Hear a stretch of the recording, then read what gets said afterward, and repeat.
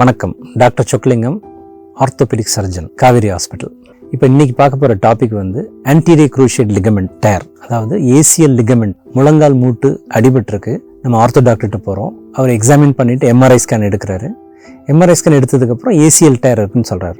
இதனோட அர்த்தம் என்ன, இதனோட இம்ப்ளிகேஷன் என்ன, இதனோட ட்ரீட்மெண்ட் என்ன?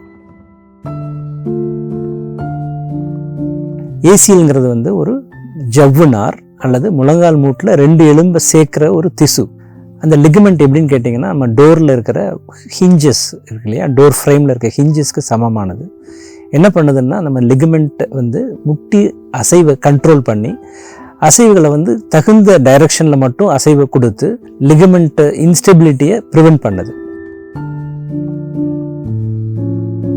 இன்ஸ்டெபிலிட்டினா என்ன? நடக்கையில் வந்து முட்டு விட்டு போகிற மாதிரி ஒரு ஃபீலிங், என்னால் வந்து ட்ரெஸ் பண்ண முடியல அப்படிங்கிறது தான்.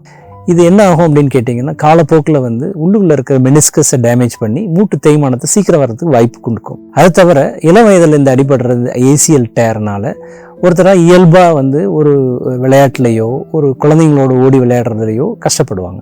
இதுக்கு என்ன இன்வெஸ்டிகேஷன்? எம்ஆர்ஐ ஸ்கேன் தான் கிளினிக்கல் எக்ஸாமினேஷன் தவிர கன்ஃபர்மேஷன் கொடுக்குற ஒரு டெஸ்ட்டு.